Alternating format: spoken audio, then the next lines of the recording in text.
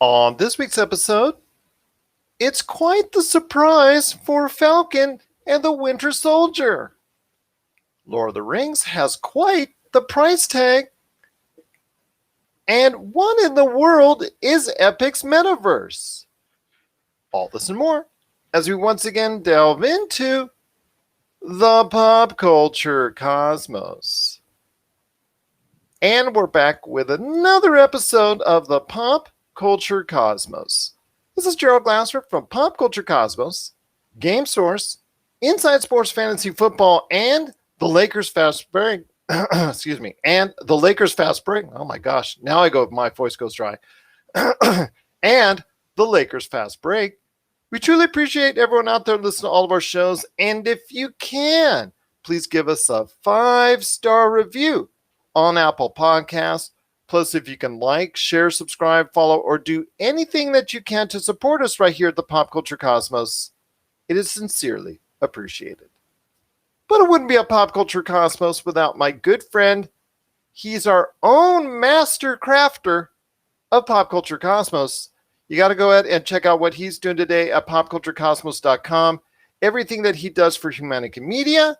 Also as well, his great shows, Topicocalypse, the Super BS Gamescast, and of course his awesome book as well, Congratulations You Suck, which you can get at Barnes & Noble. And of course, that big Amazon thing going on there. It is my good friend. It is Josh Peterson. What's up, man? What is going on? Just another day here in paradise, as we always say. Yes. Good to have you back, man. Good to have you back. Of course. How you been doing? Good, man. I mean, besides some lower back pain, I think I'm doing okay. I'm alive. I'm breathing. You know, there's a lot of pop culture stuff going on, so have that to be grateful for. Caught your and Marcus's conversation about NFTs the other day. That was a pretty good summary of what that is. I didn't know what those were. I just kept hearing that term over and over again. So doing pretty solid, man. Well, thank you so much for that. I hope everybody get a chance to check out that episode, the PC Multiverse. It's kind of like a little bit of an instructional thing because I was not familiar with it like you were a couple months ago when I interviewed Vince Atulu from That Sports Card Show podcast. And he said, you need to check out NFTs. And I said, why? Because that's the future of collecting. And sure enough, I delved into it hardcore. I looked into it really quite a bit, and it's a great explainer for what NFTs is, which is the future of collectibles. Plus, it gets into crypto coin a little bit and things of that nature that Marcus invests in and is kind of a little bit of an expert on himself. So it was a great conversation along with all the other great stuff there. So I hope everybody gets a chance to check that episode out as well. But we've got our own great episode because we're going to be talking Falcon and Winter Soldier episode 5, which just dropped off. There's only one show left in the series, which I'm kind of disappointed for, unless they do a season 2, which they've talked about, but they haven't confirmed that will be happening yet. So episode 5, we're going to be reviewing on today's program. So there will be plenty of spoilers. So if you haven't watched it, put us on pause and then go ahead and check it out after check us, go ahead and hit play after you check out the episode. Plus, also as well, we're going to be talking about Lord of the Rings, one of our favorite subjects always to talk about when it's relevant. And 2 things within the world of the Lord of the Rings came as far as news is concerned, so we'll talk about that coming up in the show. Epic has its Metaverse. What is it? And why is it so valuable? We'll talk about that coming up later in the program as well. Resident Evil, they had a kind of a thing where they talked about all the stuff that they're doing for Resident Evil Village, a multiplayer, something to do with Netflix as well. And we're going to go ahead and mention that on the back end of the show. Plus, Josh has a little bit of things to say right now. But Josh, I know that there's a lot to talk about as far as rumors are concerned. So I know you wanted to bring that up. So let's take a stroll down to Rumorville. As you know, Rumorville is one of my favorite places. Have a timeshare there. Currently building a house. Just beachfront property. Yep, I just sit there and I just peep rumor watch. That's what I like to do. Yeah. So when this little rumor came across my place, so okay, Falcon and Winter Soldier, right? Ever since Madripoor showed up, everybody's been wondering when the X-Men are going to show up, right? We thought that that was going to happen in WandaVision. It seems like in every series there is a subtle nod to the X-Men, right? And everyone thinks like, oh, this is it. This is it. And it never happens, right? WandaVision was just them really just messing with us. And then this one is the first like physical evidence that the X-Men universe exists, you know, in the form of Madripoor. So there was a leak, and you know, this is on inverse.com, is on comicbooks.com, and I think it was on Screen Rant. Kind of have the same reports here that somebody, a quote unquote reliable source, has said that Kevin Feige is currently developing 4 projects in the realm of Wolverine. So they want with the new Doctor Strange and the Multiverse of Madness, they're ready to open up the multiverse. You know, that's why we talk about you know, if you paid attention on Friday, I don't know if we'll talk about this later, but Alfred Molina talking about how he's playing the same version of himself. Well, yeah, we were going to mention that. Okay, so we'll get to that in a little bit, but the multiverse is opening up, right? And I think it's officially starting with, I think Spider-Man comes out before Doctor Strange, right? Spider-Man does come out before Doctor Strange, yes, because Spider-Man is opening before the end of the year. It is determined to go ahead for Christmas because there's a Christmas tie-in. It's a winter. Okay. The setting takes place during the winter, so there is a Christmas tie-in to that. So it is coming out this Christmas. Whereas we're going to see Doctor Strange 2 at some time. I think, was it February or is it still in the May timeframe? May sounds more correct. Okay, because it was May for a while. You know, they're doing a whole bunch of jumbled around. Yeah. You know, it's hard to keep that up to date. Yeah. So, anyways, if you watch the first Doctor Strange movies, all these mentions of the multiverse, right? They talk about the different universes, multiverse, dark dimension. Then Multiverse of Madness is coming out, but then also in the last Spider-Man movie, they talked about how, you know, Jake Gyllenhaal's from a multiverse, even though he wasn't. He's just, you know, kind of messing with them. But that being said, we have the multiverse, right? So now these rumors are stating that Kevin Feige is currently in pre-production for 4 Wolverine series. So 2 of these Wolverine series are going to be anthology series to kind of explore the origins, and I guess they'd be done in the form of like a Disney Plus show in the same vein as like Falcon and Winter Soldier. One would be the Weapon X story, and then the other one they weren't really specifying what the other one was, but they know for sure one of them is supposed to adapt the Weapon X arc, and then that will take place in the mainline MCU, and that's supposed to capture like a younger Wolverine, younger Logan. The other 2 allegedly in production here are one of them is a what was it? One of them is supposed to have a Wolverine. Well, it's supposed to be. I heard the Henry Jackman ones, right? Yeah. So Hugh Jackman, right? Hugh Jackman. It's supposed to have Hugh Jackman taking on the Hulk in one of them, and then another one having Hugh Jackman team up with the Avengers. So Hugh Jackman had said in an interview with Kevin Feige, or not with, he said he had spoke to Kevin Feige and said he would be interested in, after seeing like what's been going on with the MCU, he's been saying, I might be interested under one condition: you cannot undo my death in Logan. So allegedly, this would be another version of Hugh Jackman's Wolverine from a different part of the multiverse. So these are the rumors. Take them with a grain of salt. Take them for what they are. But I personally think that would be really cool to see Hugh Jackman in a movie with Mark Ruffalo. Like, that would be cool, because that's one of the like best comic book arcs out there, especially if you've ever read, you know, any of the Ultimate comic book arcs where where Wolverine fights the Hulk. Like, it is really cool. So that would be something that I'm definitely interested in. Again, like, I don't care what they do with Wolverine at this point, as long as they're true to his origins. But it feels like it'd be just a dying shame to not have Hugh Jackman be in at least one MCU film. I agree with you on that. But, you know, with all those rumors, I mean, a lot of those sites that you're talking about, that's how they get people, and that's how they suck people in on those sites. It's all about rumors. I'm again, the grain of salt. I'm also taking it and I'm pinching it all over the place, because I don't know, until I see Hugh Jackman walk across the screen, in a Marvel Cinematic Universe movie. I'm not expecting it. I mean, because he's my age. You got to remember, he's not exactly, time is running out, and he does not like to go ahead and the workout regime that requires you to bulk up for the Wolverine role. I mean, he's done it so many times now. I'm assuming it gets more difficult as time passes on. So for him to go ahead and do that one more time, I would be ecstatic for, but I'm not expecting it.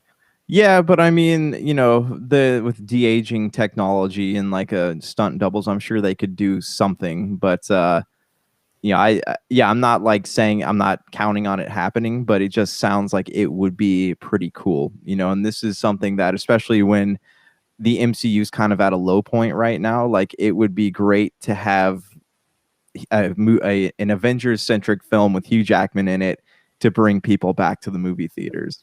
I want to touch on something you said. You're saying that the MCU is at a low point. I kind of disagree.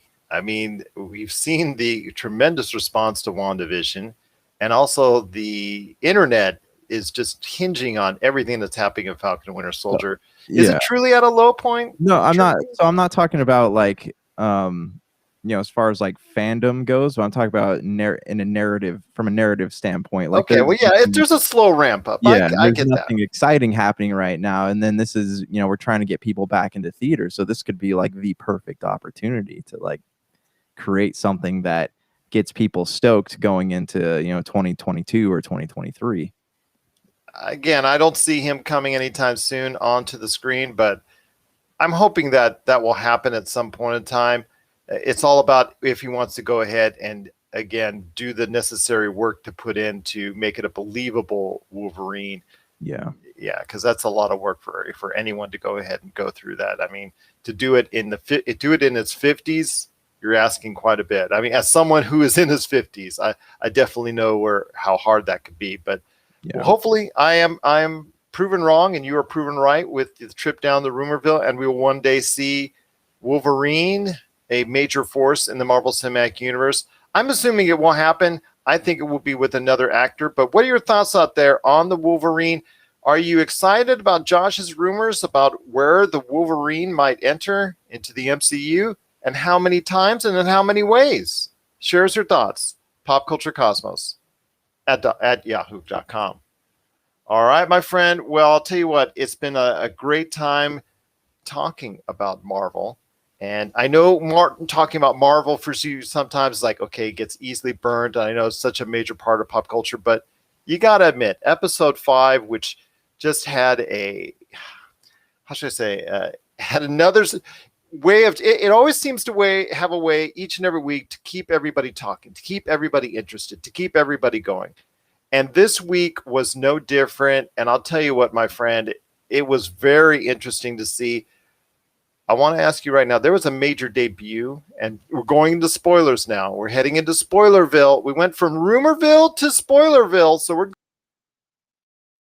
going, for episode 5 of Falcon and Winter Soldier, because there was a major debut in Falcon and Winter Soldier. And we'll talk about all the deep narrative and things that they were talking about during the course of the episode here in a minute. But there was a debut during this week's episode, and I want to ask you this. It was a debut episode for Julia Louis-Dreyfus, the award-winning actress from Seinfeld that everybody knows and everybody cares for and everybody is thought so dear. And she did such a great performance for all those years as Elaine. She joins the cast. She joins the show after a military, I don't say tribunal, or just basically where John Walker has to go ahead and fess up to his actions and stand up for his actions. And he is given a discharge by the military. And right after discharge, was it dishonorable? I thought it was without any type of denotation on it. He just wasn't going to get any rank or wasn't going to get any. They had said it was like without honor or something like that. So I just assumed it was a dishonorable. Okay. Yeah, I guess you could say dishonorable discharge. So he gets a dishonorable discharge. And he's sitting outside the courtroom after this devastating verdict that's been handed to him. And lo and behold, Julia Louis-Dreyfus as Contessa Valentina Allegra de Fontaine stops by to and she drops the word to him that she knows everything. She knows he took the super serum. She knows about what happened to Battlestar. She knows why he did what he did in killing that member of the Flag Smashers. But she wants to know. But she says, you know what? Wait for my call, and you'll find a new reason to go ahead and become whole once again. And I don't know, man. I'm on the fence on it. I mean, I'm thinking she's got some villainous, evil things going on, and right now, I think when it comes to what's being talked about in the MCU, I want to hear your thoughts first off on her portraying that type of possible villain. And I hear rumors as well, speaking rumors, that she might be involved in Black Widow in some form or fashion, and that she could be a major villain going forward. But who is the bigger villain right now? Her or Alfred Molina spilling the beans on Spider-Man 3? I know. We could tell everyone we can stop talking about Tom Holland spoiling things for a while. Yeah. Alfred Molina dropped a big one, didn't he? Yes. For Alfred Molina, just for Spider-Man 3 dropped a lot of secrets on what his character will be doing during the course of Spider-Man 3. The fact he's going to be de-aged, and because we mentioned de-age earlier in the show, and I'm sure Marvel's not having a pleasant conversation with him right now.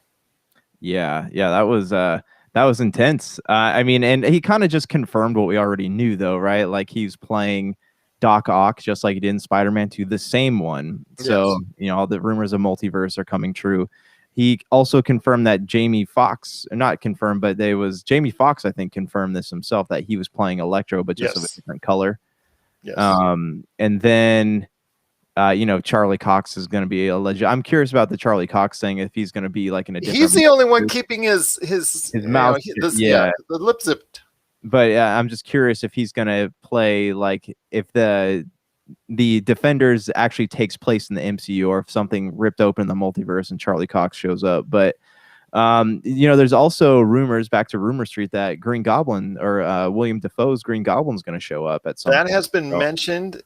We'll see. I mean, he's still very much an active actor out there, so definitely that could be something in play. But getting back to the episode 5 itself, after a initial fight between John Walker's Captain America and Bucky and Falcon over the shield, which eventually Falcon and Bucky won, it turned to more of a setup for what's coming up in the future, plus also a reminder of what's happened in the past as far as Isaiah Bradley's character, and the thought and the weight of what Falcon may or may not do as far as taking up the mantle as a Black Captain America, and how powerful a message that was, and goes into Isaiah Bradley's backstory.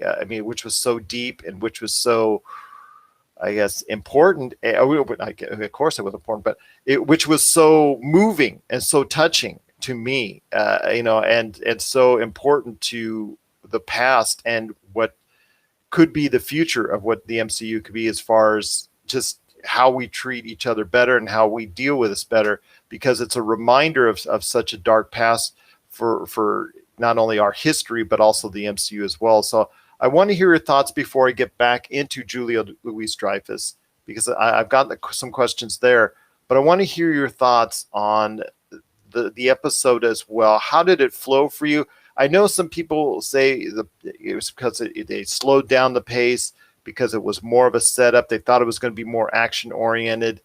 They were kind of a little bit disappointed. I thought it was okay. I thought it was pretty good in setting up what's coming up for the future for a final battle, because at the very end that they did that. But I want to hear your thoughts on episode 5, because I think it really was a moving, inspirational, and very educational episode for the Marvel Cinematic Universe. So, I have mixed feelings about this. Like, I love the way that it did start out strong. Love seeing John Walker's like slow descent into madness, because he eventually becomes like a Punisher type character, but with super soldier serum. Like he's, we start to see that in the end of the episode as he's making his own shield. The introduction of Julia Louis-Dreyfus's character, bringing Seinfeld into the MCU is cool. I'm just kidding. They're not doing that. I can see Michael Richards being somewhere. So for me, like, Okay, so I know like there's rumors floating around, right, that a lot of people like left the show after this. It was a second episode, right, where the cops showed up and all that stuff.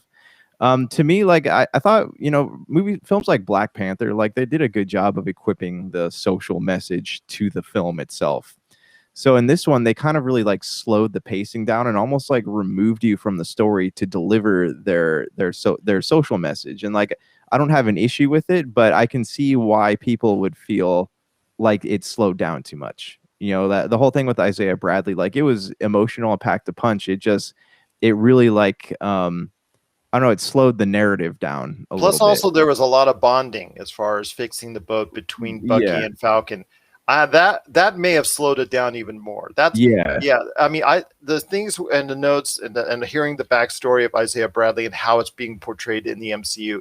That to me was fascinating and obviously very inspirational as far as what we can take with that and become better moving forward, and how Falcon is going to deal with it. That is going to be something that I can't wait to see.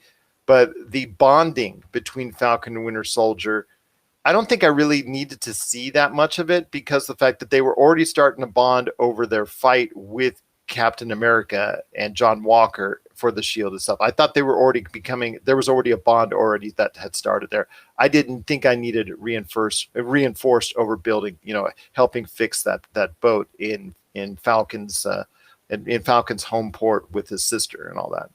Well, to me, like I think that kind of, as speaking to their social message, like I think that kind of helped strengthen that message a little bit, right? Showing that like communities can come together, people of different races can come together and work for the same goal. Of course. Like it was a it was a long part, yeah. And is that was that lethal weapon, type scene that everyone kept saying was it's gonna be here eventually, and that I think that was kind of it. I don't mind seeing it at all. I just said I Yeah. don't. I thought it might have touched on it too long. It might have stayed with it too long. Yeah, I agree. And like there is a lot, like the Isaiah Jones part, the part on the boat. Like there's a lot of things that like because you expect, especially like with WandaVision, how it just went up, up, up, up, up, up, up, up, up, up, up, up, up, like a roller coaster, and then this one kind of went up, up, up, up, up, up, down, down, down, down, down, down, and then I assume it's gonna start going up, up, up again. But yeah, it was definitely had some stuff that was pretty slow. What I did like though. So the Isaiah Jones part kind of pulls you out. Isaiah Bradley, I'm sorry, kind of pulls you out a little bit, and then you see this like this old bitter man who thinks that the shield, to him, the shield just represents oppression. And I was like, well, okay, well, where is this going? And then you see that scene where Bucky's on the couch, right, in Sam's sister's house, I guess, when he wakes up, and to those kids, like the shield is a symbol of like heroism to them. Yeah. So I mean, like that they did a good job of showing that like the shield means different things to different people. It's like I mean, they said it's complicated. It's complicated. Yeah. To some people, it signals oppression. Like Isaiah, and then to these kids, it's a symbol of heroism. And then they have that scene where Sam picks up the shield and says that he has that conversation with Bucky, and he basically realizes that the shield can become what I want, what I make it out to be. Like now that conversation I enjoyed between those two near the end, where they come clear, and what Bucky clears his conscience about everything that's going on and why the shield is so important to him, and Falcon also expresses why the shield is so important to himself. That scene is very pivotal for them bonding. I appreciated that a lot more than just spending so much time repairing the boat. But again, I get why they were repairing the boat, because it is a bonding message, and obviously sends a bigger message in regards to unity and things of that nature, which should be embraced. So, but that conversation, I think, is the key to the entire series. Yeah, and I mean, I know that was kind of the message they've been trying to deliver with this series, right? Like we all have the ability to shape our future going forward, but our future is going to be what we make it out to be. Like instead of people of all races, right, hang on to things from the past. If we're not willing to set the past aside and move forward in a way where we can work in unison with each other, like it's going to be a pretty dark future. And I think that and maybe I misread what they're trying to say, but I feel like that was kind of a a good message for them to send across. You know, like the director, he was the guy who wrote and directed Empire, had said, because he's the director of this show, and he had said uh, after the first episode had premiered that, like, you know, there's going to be a social message in it, but like Marvel fans are pretty good at like going along on that ride if it's done tastefully. And I think so far they've done things pretty tastefully and in a way that doesn't really isolate anybody. Absolutely. So it's very impressive. It didn't hit the highs as some of the previous episodes, but still, it's a very strong episode with an even stronger message that I hope everybody embraces and everybody understands.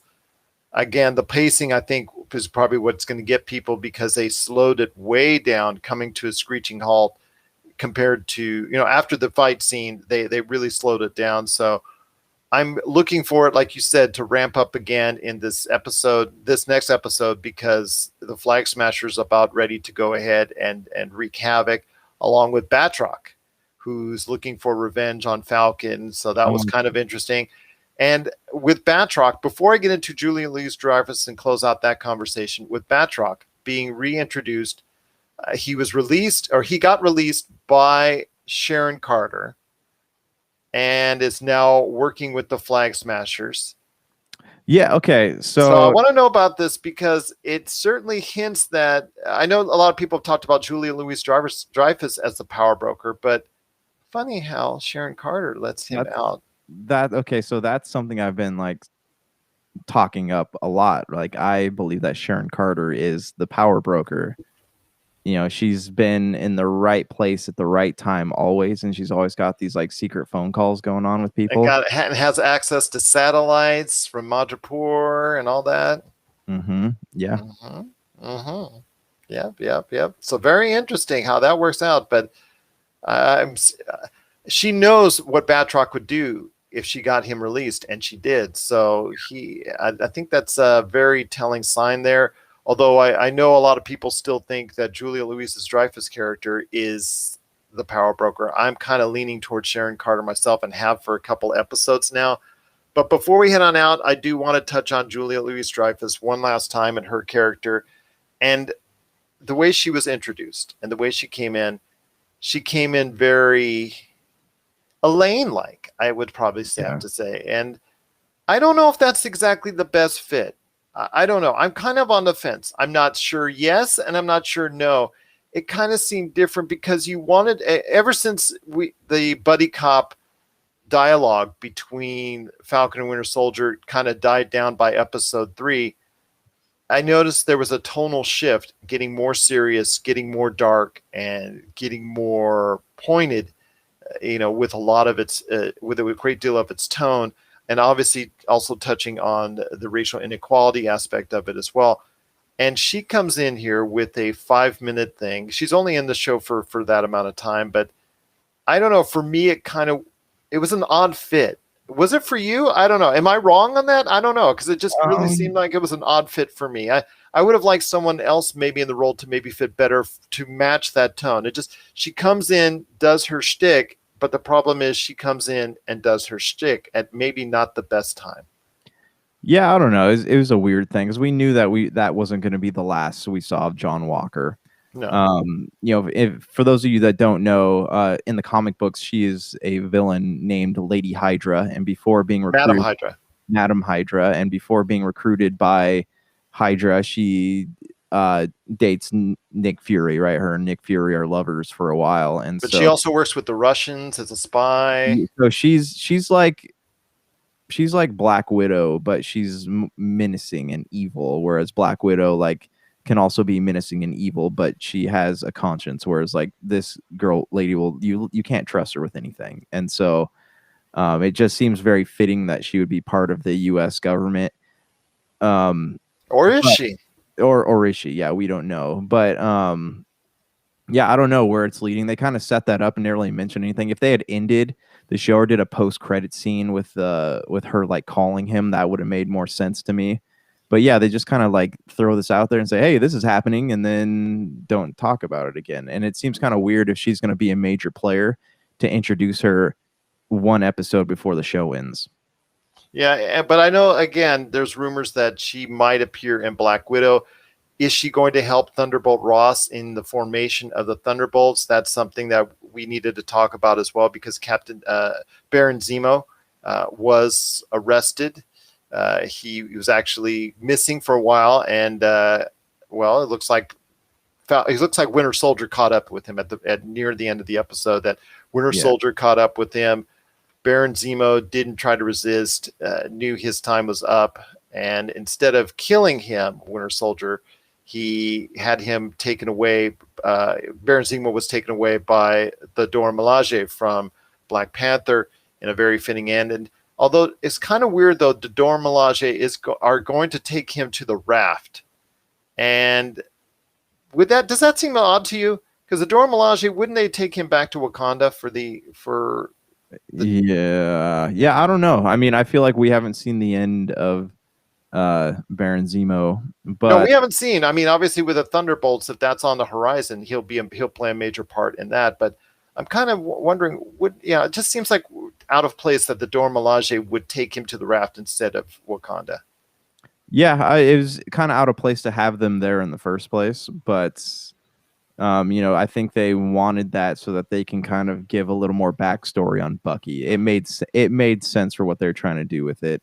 Yeah. The Raft is something we haven't heard about since Civil War, right? Like we don't know. They have not talked about that or touched on that for a while. So, and you know who's in charge of the Raft? Thunderbolt. Yeah. Ross. Thunderbolt Ross. Yeah. Yeah. Thunderbolt Ross. And he's the leader of the, I guess the Marvel version of the Suicide Squad, the Thunderbolts. So I'm sure we're going to see him, and we'll see John Walker. We'll see them working together, because John Walker eventually becomes like the Captain America of the Thunderbolts. So I mean, I think they're definitely setting up for things right now. The with all the talk of shows and movies and stuff, the MCU is feeling a little like full. You know how like DC announced like 30 projects before, and then it all kind of died down to nothing. So I don't know how, like, I want to see things instead of like having a build up towards them. Like I want to know that these are going to be things we'll see within the next like 2 years.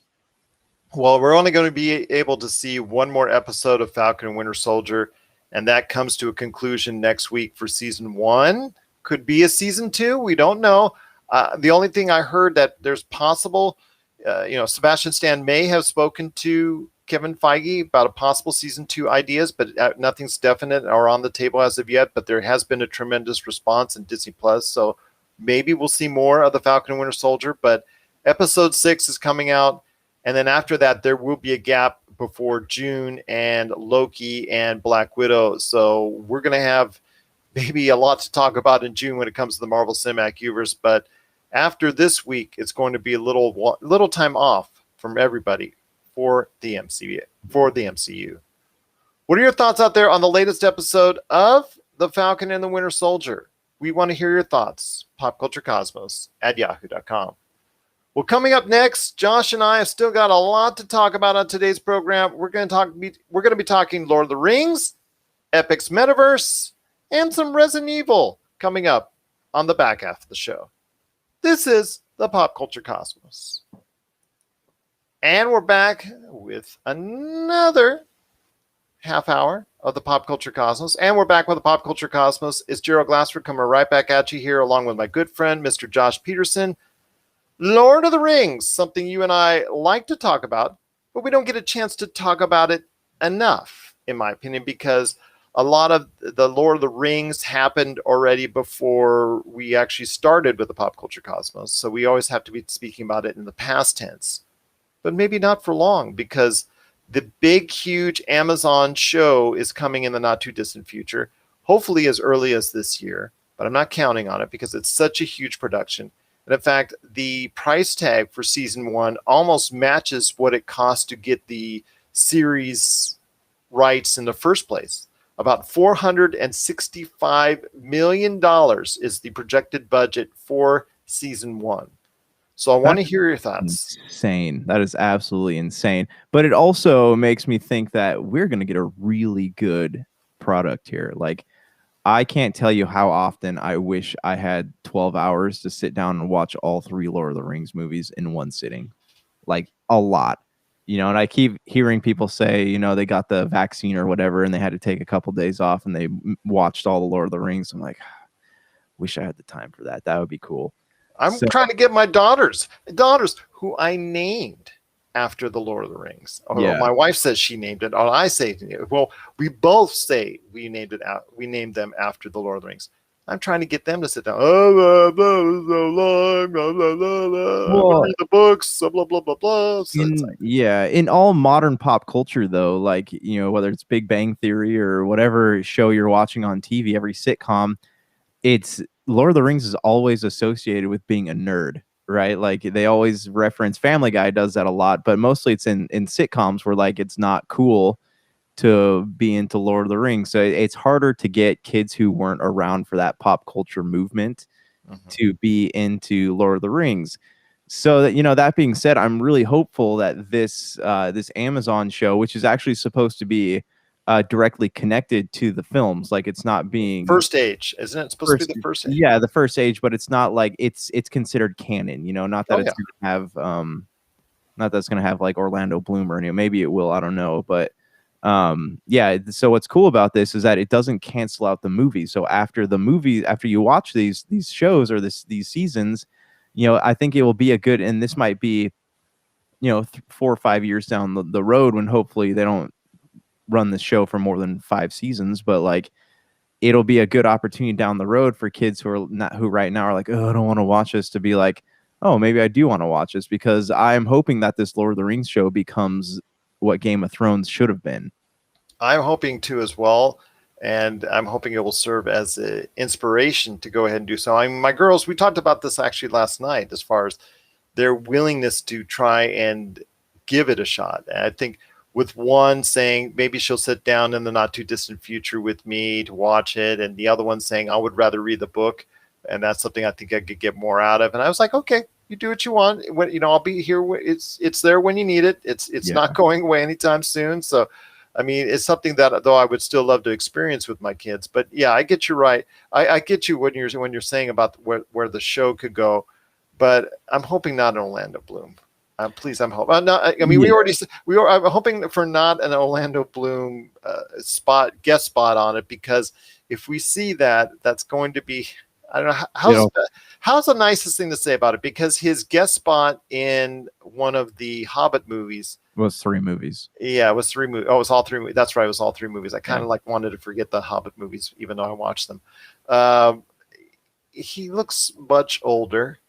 And if the idea is to play backwards in time, that's not going to help now that it's 5 years later than that. A quarter of that, like, what was it, multi-million-dollar budget is de-aging, spent on de-aging him. I don't know either. I know that if it's adapting Tales from the Silmarillion, like there are some stuff with Aragorn in there, so it'll be interesting to see if Viggo Mortensen ever returns. But I don't know, man. Like I'm very hopeful that it's good. I don't need to see Viggo Mortensen or Elijah Wood or any of the characters in the other movies. I just want to see something that's good, something that takes you back to Middle Earth, has the same feel, the same like soundtrack, something that literally transports you to another world, something you can sit down for an hour at night and feel like you got the movie theater experience that Lord of the Rings offered. I would love to see that, because it would, for me, it would be so inspirational again to relive and rekindle that fire and that love for the Lord of the Rings. The Hobbits, like I said, I saw them, but I've almost forgot them because they were just so like there. So let me ask you this though. Okay, 2 questions regarding The Hobbit. One, did you watch the extended cuts?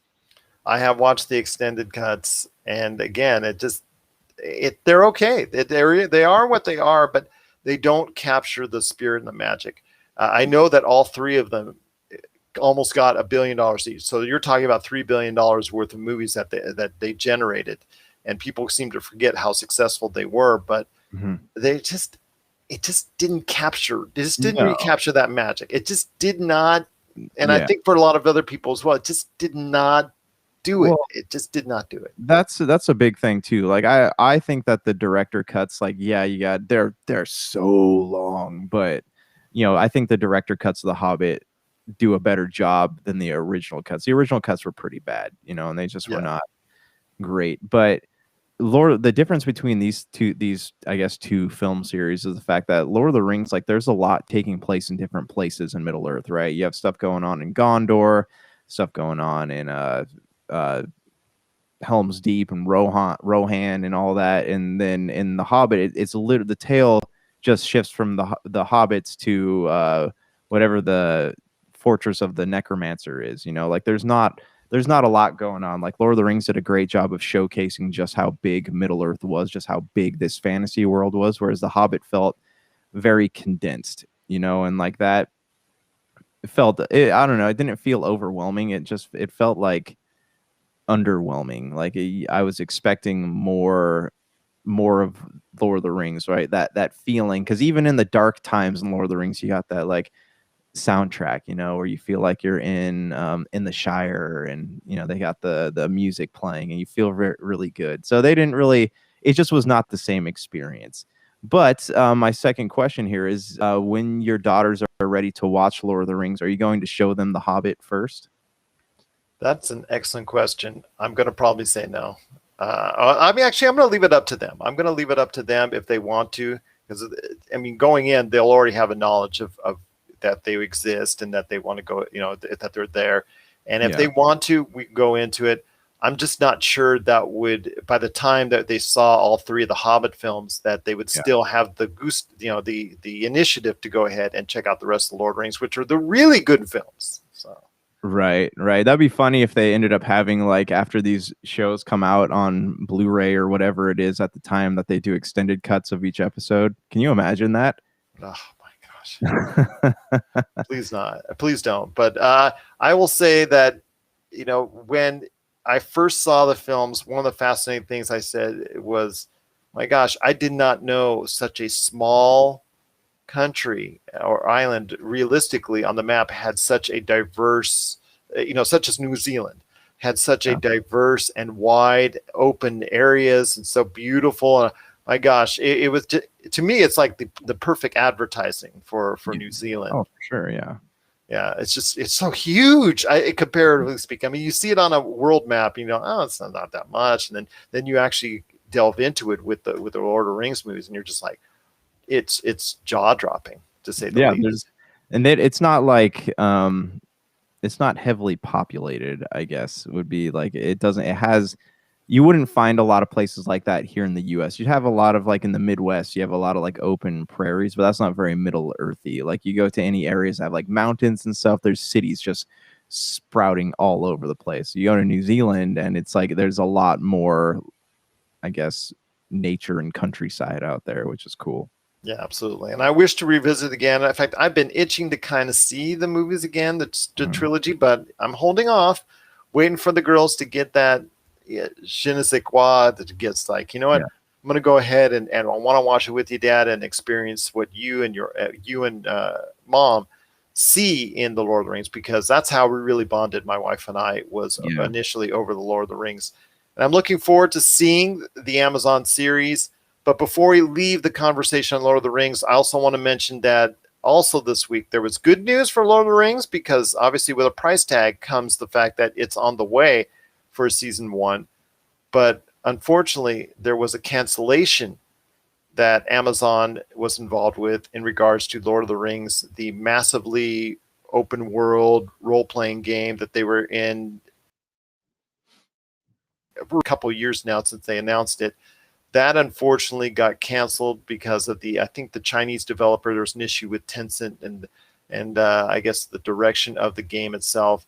That to me was disappointing. And all I'm going to say is I know there's a Hogwarts online RPG that's coming out in the not too distant future.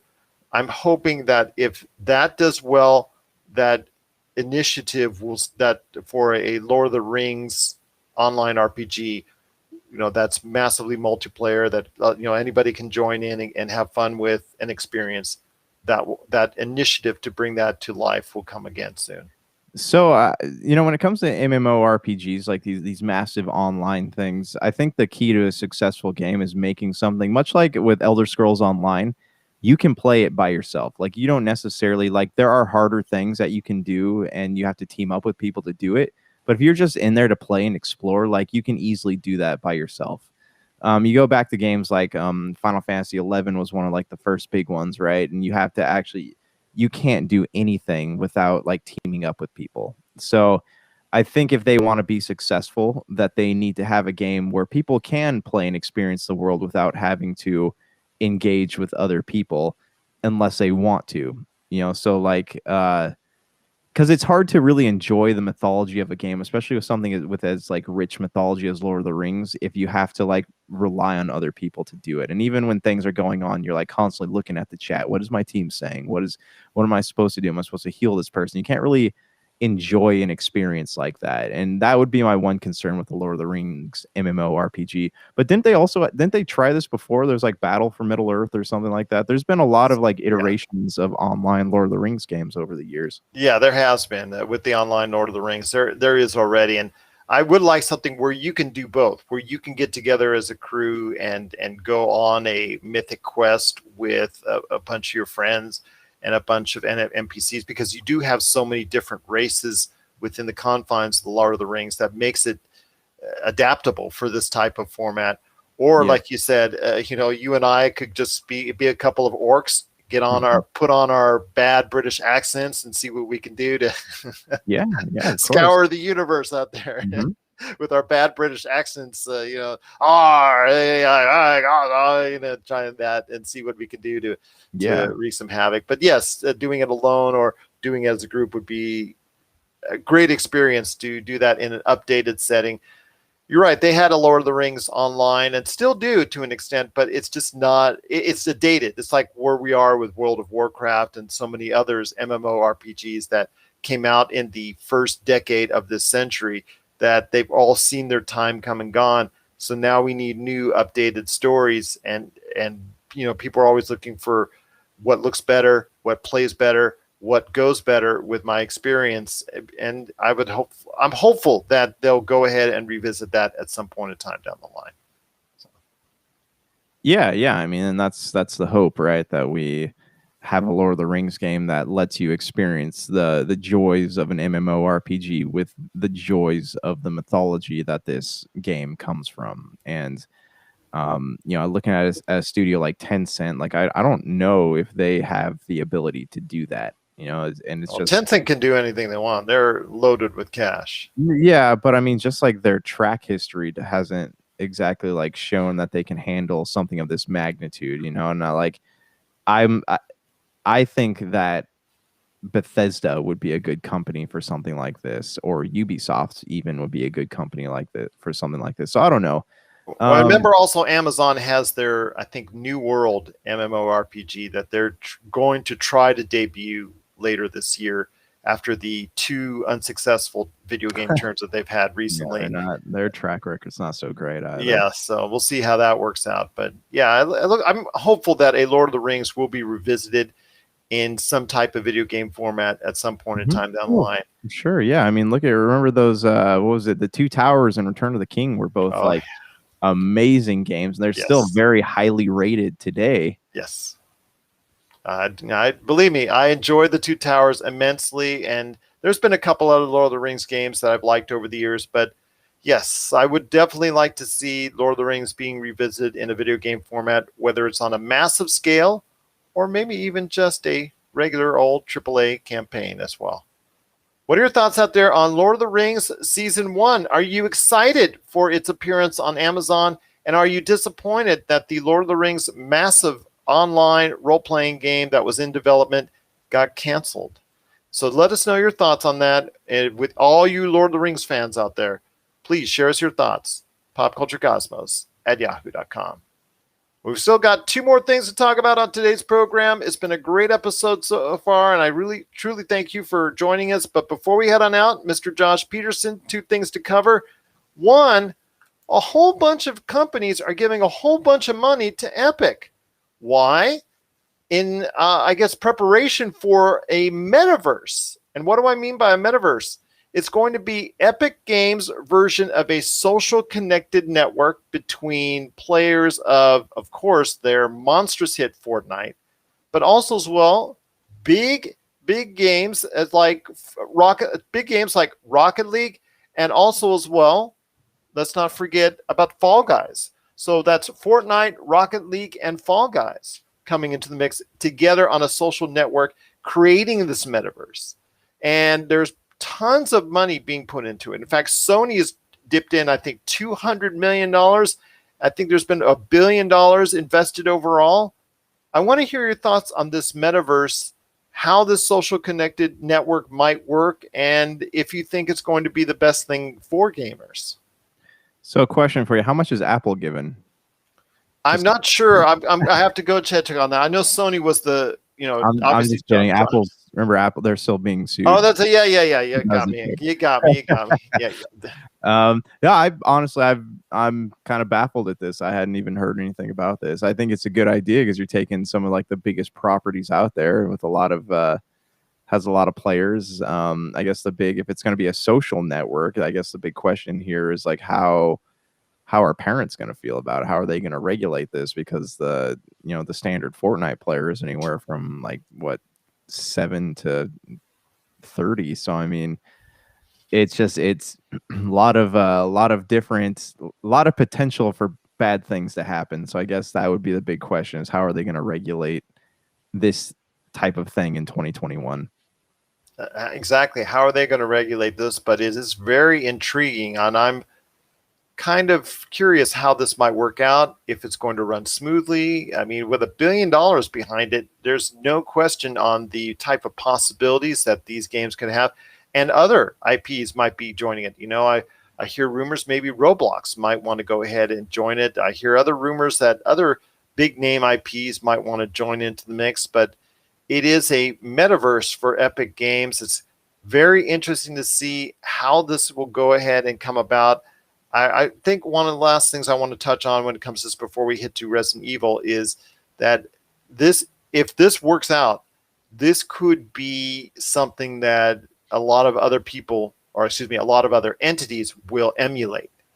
And because these are not all under the same Epic's same umbrella. They're not all Epic games. Yeah. These are 3 different games from 3 different companies talking about joining together on a social network. If that's the case, could we see something similar within the Xbox, PlayStation, or Nintendo realm? Hey, anything's possible. I mean, aren't like PlayStation Live or PlayStation Now or PlayStation Live, whatever it is, and Xbox Live and Switch Online, aren't they kind of social networks unto themselves? Something like that. I mean, there's still pluses and minuses to it, but I mean, I think that these games, when it comes down to it, like for instance, let's say you're like for you with Mario right there, let's say you're going into the latest Mario and being able to connect on some type of platform, maybe within that game, going in and I guess interacting with a Zelda game, or a Zelda game going in and interacting with another Nintendo IP. A Super Smash Brothers per se. I mean, that's basically, I think, what's going to become the metaverse for Epic. I think something similar where you could be like on PlayStation, go from an Uncharted to a God of War, maybe something like that. That to me, if this works out with Epic's metaverse, these other companies are probably going to follow suit. Yeah. And it's going to be just more than just, oh, hey, bud, what's up, as far as the chat is concerned.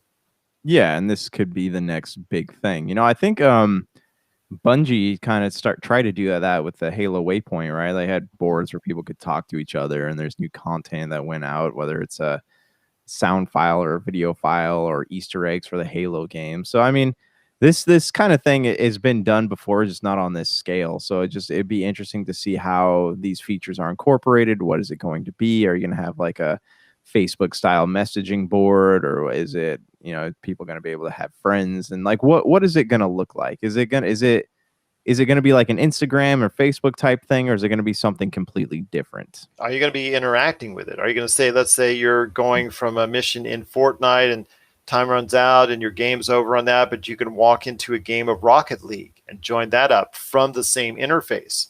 Or could you go into a game of Fall Guys from that same interface? So let's find out and see what's going to go on with that, because I'm very curious why all these companies are going to invest $1 billion into this. Whatever pitch Epic Games has had, it's really worked.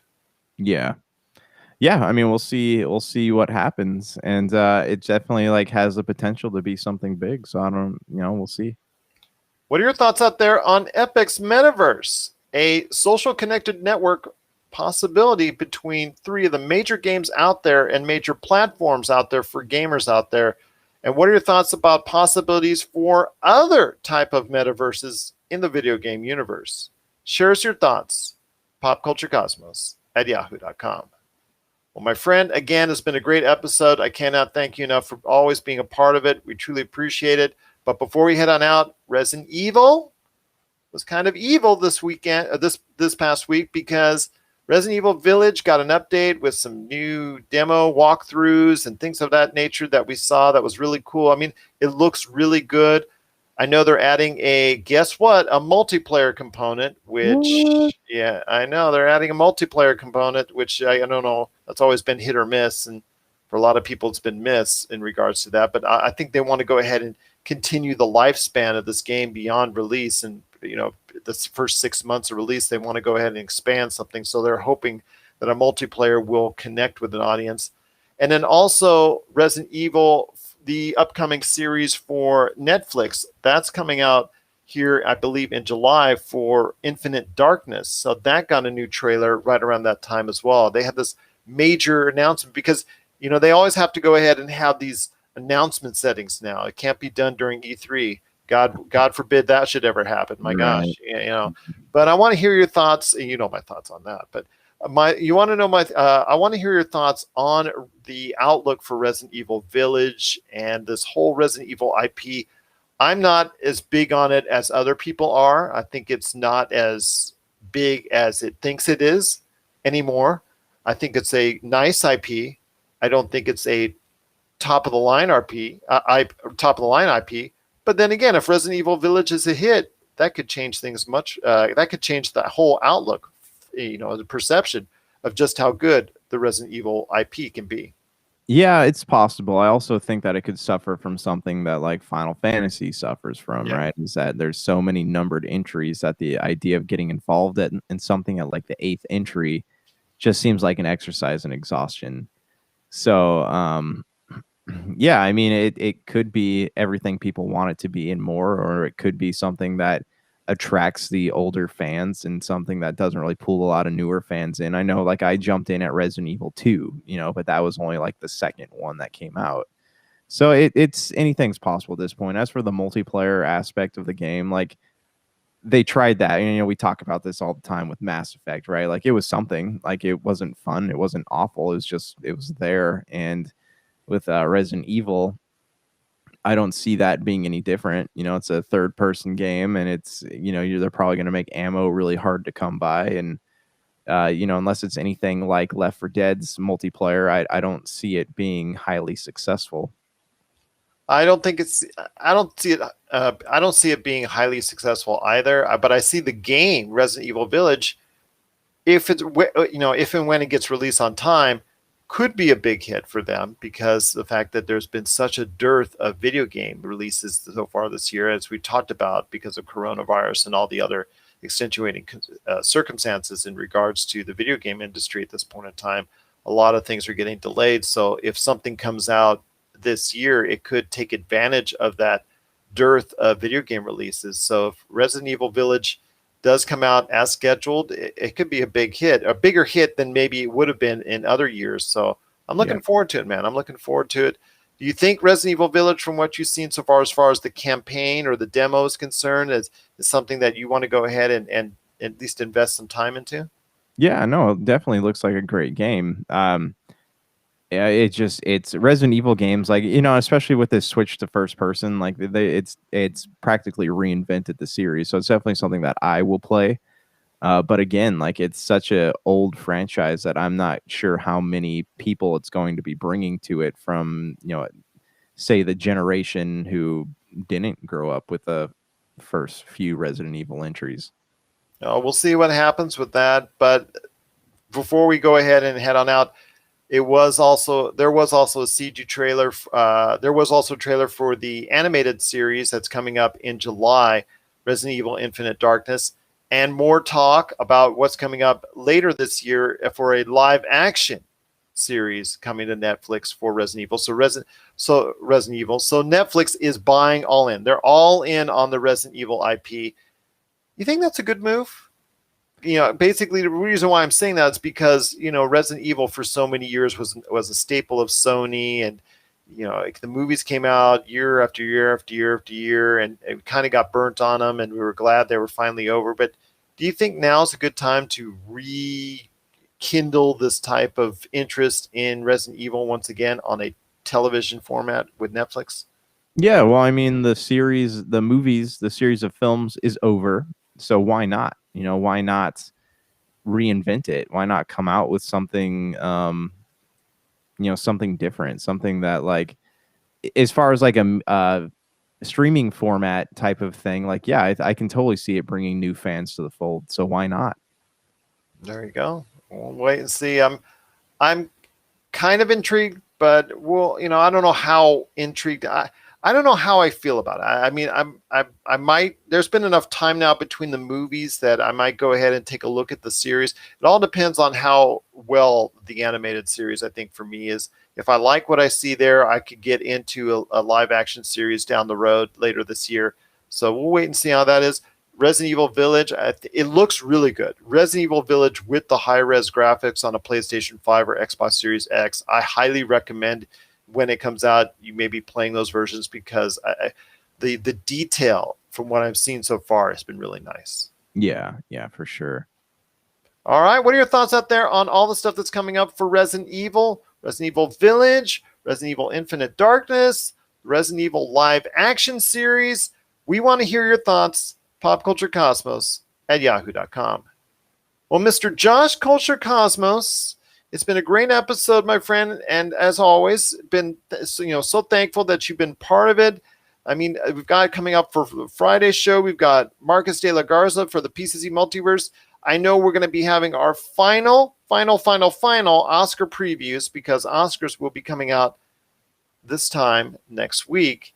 And then also we're going to be talking about Mortal Kombat, which will not be an Oscar contender. But I'm hopeful for Mortal Kombat at this point. But are you? Well, tell me your thoughts. I mean, what are you looking forward to with Mortal Kombat?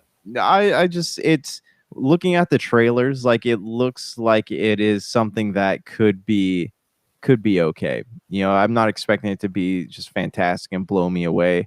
I'm not expecting it to be truly awful either. I'm expecting it to be a good popcorn flick, much like Kong vs. Godzilla. And I think that that's what it's on its way to be. So just something that I won't feel like I've wasted my time with. I know you also got a chance to catch up with the Snyderverse as far as the Justice League cut, and you wanted to go ahead and talk about that. No, you didn't get a chance on last week's show, but any thoughts on that before we head on out? Yeah, I mean, it was long, yes, but I feel like the extra scenes kind of made the film better. There's no way his vision could have been told in movie theaters. So I mean, luckily, I think it's better that it had to wait until the streaming services, like these big epic streaming shows, became a thing before it came out. So I honestly yeah, the Joss Whedon cut was awful, and it sounds like he did a lot of terrible things to people, but it sounds like this was the right time for Snyder's vision to come out. Now, the ball is in DC's court. There's a lot going on. There's a lot that people are wanting for. I've seen the hashtag for Finish the Snyderverse and Deathstroke and all that stuff. So the ball is in their court, and I think that if they veer away from the Snyder cut or the Snyder universe, they're going to have a lot of angry fans, and we're going to see, as a result of that, we'll see box office numbers drop significantly.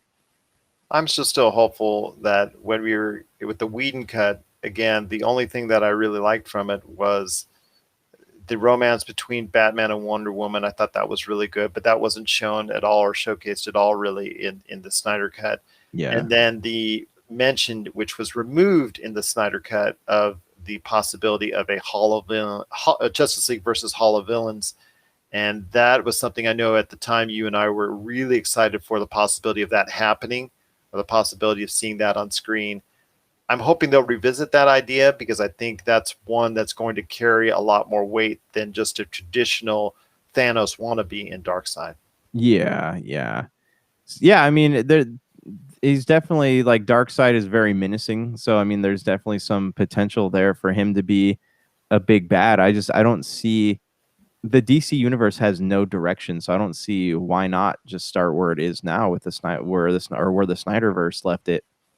I just, again, I would love to see a Hall of Villains. Everybody getting all the villains versus that climactic, something like we see in Endgame, except for all the villains that we know from the DC universe against all the heroes from the DC universe. That to me would be much more compelling to see another big baddie like Darkseid trying to take over the universe, and something to do with going to Earth, and something's hidden within the Earth, and a lot of things we saw already that Marvel beat them to the punch on. And going down that road once again. Yeah, I agree. It'd be cool to see that happen. Right now it sounds unlikely, but anything's possible. Anything is possible, indeed. So for Josh Peterson, this is Gerald Glassford. It's another beautiful day in paradise right here in the pop culture cosmos. We thank you for listening. And here's hoping you have yourself a great